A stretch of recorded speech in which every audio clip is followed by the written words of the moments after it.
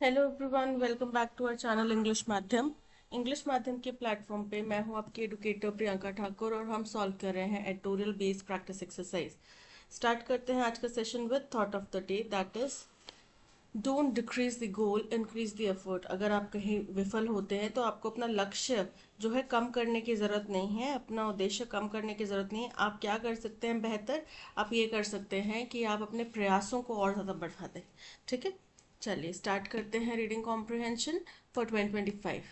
The case of a 42-year-old woman in Kerala testing positive for Nipah virus on May 8। बोल रहे हैं एक case आया है 42 साल की महिला का केरला में जो कि पॉजिटिव टेस्ट हुई है निपाह वायरस के लिए 8 मई को। Makes it third such instance being reported from the states Malappuram district.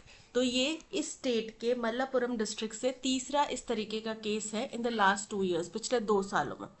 The earlier cases were detected last year, जो इससे पहले के 2 केसेस हैं वो पिछले साल डिटेक्ट हुए थे। अ 14-year-old बॉय, जिसमें 14 साल का एक बच्चा था, लड़का, on July 21 and a 24-year-old adult on सितंबर 15। इन 2 लोगों में ये वायरस पाया गया था। With the latest detection of Nipah in the state, अब जो लेटेस्ट डिटेक्शन हुआ है निपाह का स्टेट में, केरला हैज रिकॉर्डेड 2 आउटब्रेक्स। तो इसके साथ ही केरला में 2 आउटब्रेक्स रिकॉर्ड हो गए हैं इन द ईयर्स 2018 एंड 2023, जो कि एक साल 2018 में और 2023 में था।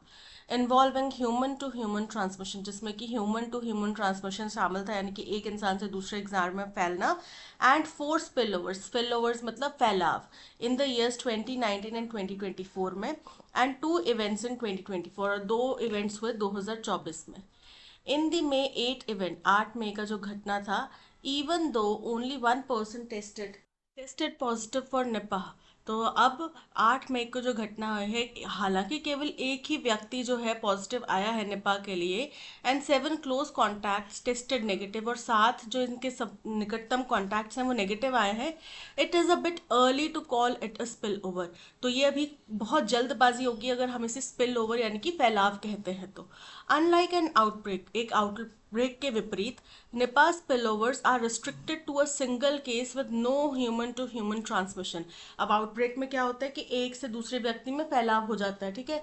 लेकिन निपाह के केस में जब अगर हम स्पिल ओवर बोलते हैं तो उसमें एक केस भी हो सकता है कि सिंगल किसी व्यक्ति का केस आया हो और कोई ह्यूमन टू ह्यूमन ट्रांसमिशन ना हुआ हो। One reason for the absence of human spread is the timely detection of the case and isolation of the patient। जो एक कारण है कि क्यों ये फैल नहीं रहा, ह्यूमन टू ह्यूमन नहीं जा रहा, वो ये है कि हम इसको बहुत अर्ली डिटेक्ट कर ले रहे हैं और जो पेशेंट है उसको आइसोलेट कर दे रहे हैं। The other reason is the clinical presentation. दूसरा है क्लिनिकल प्रेजेंटेशन, यानी कि किस तरीके से मेडिसिन मुहैया कराई जा रही है। In the case of Nipah virus spillover, अगर निपाह वायरस के स्पिलओवर का केस देखें, patients who tested positive for the virus had presented with acute encephalitis syndrome. तो वो पेशेंट जिनको निपाह केस से टेस्टेड पॉजिटिव आ रहे हैं, निपाह वायरस से पॉजिटिव आ रहे हैं, उनमें एक्यूट एनसेफेलाइटिस सिंड्रोम देखा जा रहा है। वाइल इन निपाह आउटब्रेक इन 2018-2023, और वहीं दूसरा, जब निपाह आउटब्रेक हुआ था 2018 और 2023 में, the index case and at least a few other infected people had presented with acute respiratory distress syndrome। तो उसमें जो इंडेक्स केस थे या फिर कम से कम कुछ और इन्फेक्टेड लोग जो थे उनमें एक्यूट रेस्पिरेटरी डिस्ट्रेस सिंड्रोम देखा गया था। Compared with AES, patients with ARDS present with relatively severe conditions. अगर हम AES के मुकाबले में कंपेयर करें, जिन पेशेंट्स में ARDS की संभावना होती है, वो मौजूद होता है, तो उनको AES के कंपैरिजन में ज़्यादा गंभीर कंडीशन होती है विद लंग इन्वॉल्वमेंट, जिसमें हमारे फेफड़े भी शामिल हो जाते हैं। बिसाइड्स कफ के अलावा patients presenting with ARDS have higher viral loads. जिन पेशेंट्स में ARDS होता है उनमें वायरस का हाई लोड होता है, which serve as a surrogate for disease severity, जो कि एक सरोगेट की तरह काम करता है डिजीज की गंभीरता के लिए।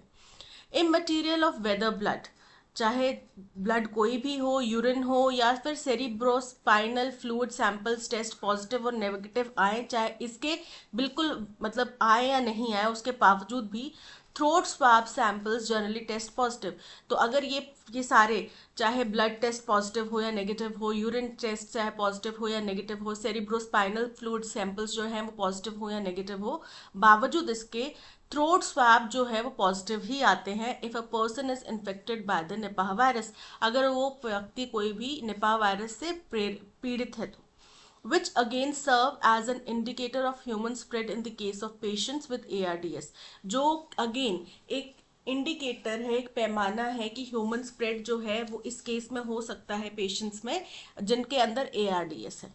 द हाई वायरल लोड, जो हाई वायरल लोड की बात की जा रही है, the presence of virus in the throat and the tendency to cough make human spread possible. तो जो अगर हाई वायरल लोड है और फिर उसमें यानी कि वायरस जो है थ्रोट में, गले में मौजूद है, इससे क्या होता है, व्यक्ति खांसी करेगा तो स्प्रेड होगा, फैलाव होगा, तो इससे क्या होगा, ह्यूमन स्प्रेड संभव हो जाएगा। Greater disease severity in ARDS cases is also the reason for the Nipah deaths in 2018-2023.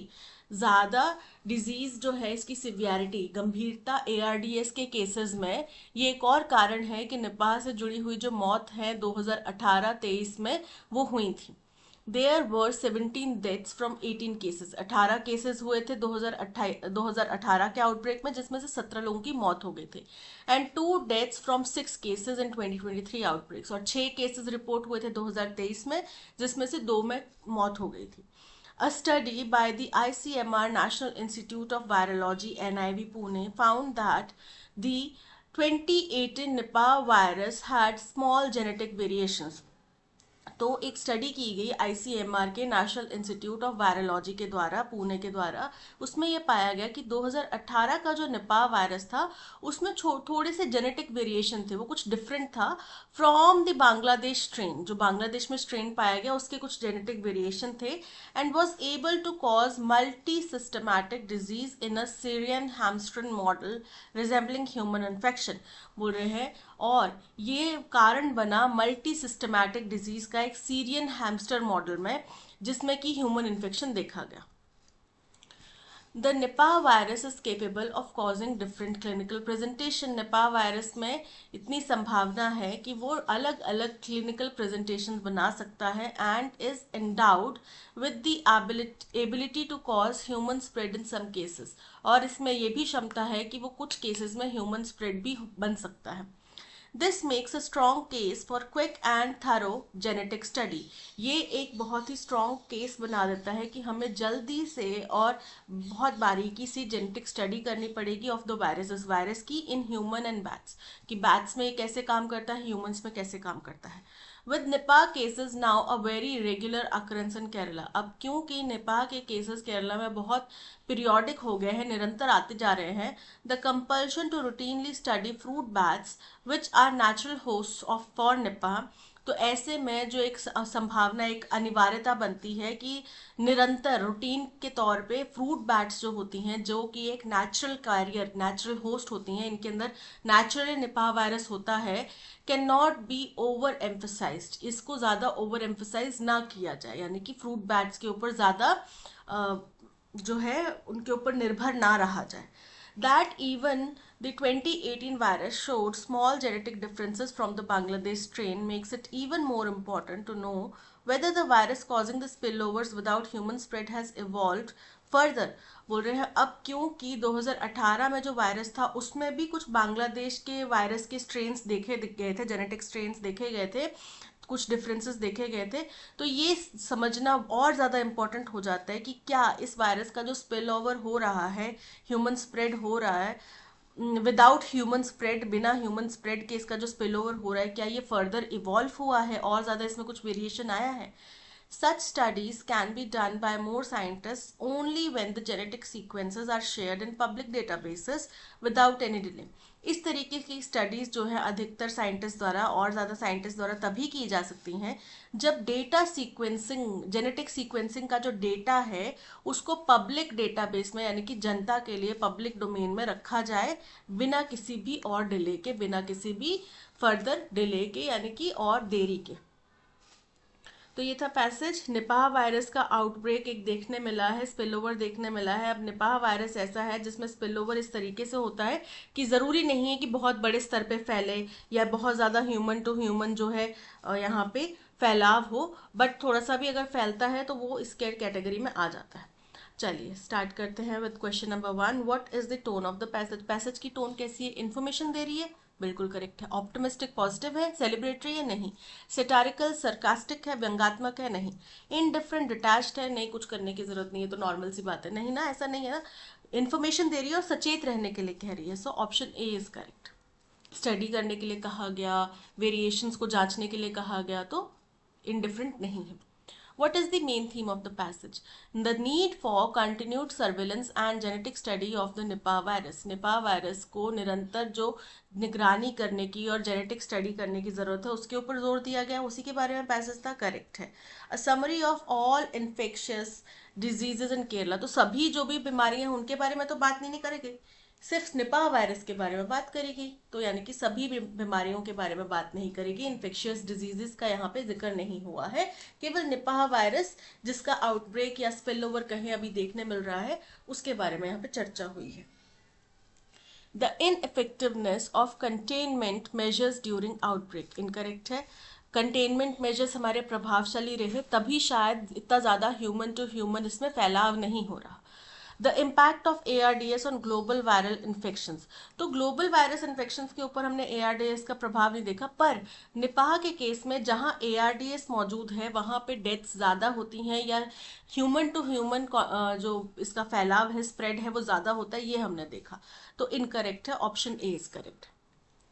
Which of the following can be inferred about the 2024 Nipah case in Kerala based on the passage? बोल रहे हैं इनमें से कौन सी बात हम समझ सकते हैं 2024 में जो निपाह केस केरला में देखे गए उसके बारे में।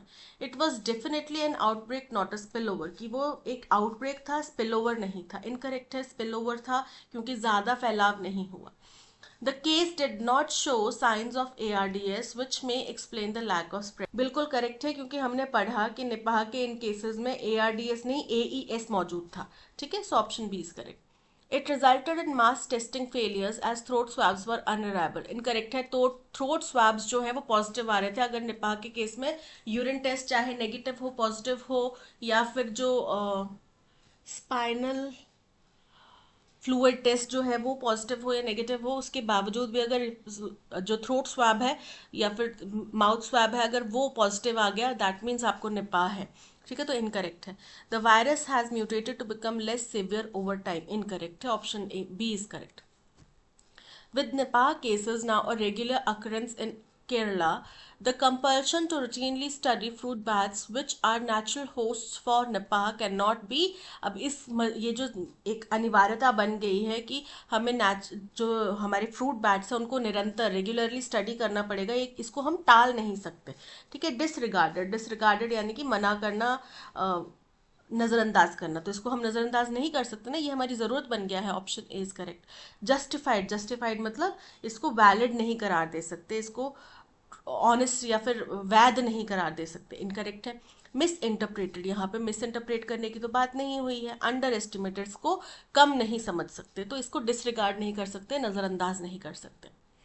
Why is it difficult to label the May 8 Nipah case as a spill over? May 8 का जो निपाह केस है उसको स्पिल ओवर क्यों नहीं कहा जा सकता? क्योंकि देखो अभी तो उनके जो 6-7 रिलेटिव्स थे उनको सभी को टेस्ट किया गया, वो सभी नेगेटिव आए, लेकिन फर्दर ये किसी में फैला है नहीं फैला है अभी तक कुछ इसकी जानकारी नहीं है, ठीक है, तो इसलिए ये बहुत जल्दबाजी होगा ये कहना कि ये स्पिल ओवर नहीं है। Because the patient died before any testing was completed, incorrect है। Because the virus tested negative in all the samples, incorrect है। Because it is too early to confirm the absence of human to human transmission, बिल्कुल correct है, option C is correct. That's all, आज के session में इतना ही। इसी तरीके का full 25 question practice exercise solve करने के लिए आप हमारा पेड कोर्स ले सकते हैं, जिसके अंदर RC reading comprehension, para jumble, clause test, antonym synonym और एरर फाइंडिंग या स्पॉटिंग एरर के क्वेश्चंस हैं। आप इस तरह के क्वेश्चन सॉल्व करने के लिए, अपनी प्रैक्टिस को इम्प्रूव करने के लिए हमारा पेड कोर्स ले सकते हैं फ्रॉम आवर वेबसाइट और ऐप। फर्दर कोई भी इन्फॉर्मेशन के लिए आप हमें कॉल कर सकते हैं, कॉन्टैक्ट डिटेल्स आपको गिवन है डिस्क्रिप्शन में। Thank you so much for watching. अगर कंटेंट पसंद आया हो तो लाइक शेयर और सब्सक्राइब जरूर कीजिएगा। मिलते हैं नेक्स्ट सेशन में। Till then keep learning and keep practising. Bye bye.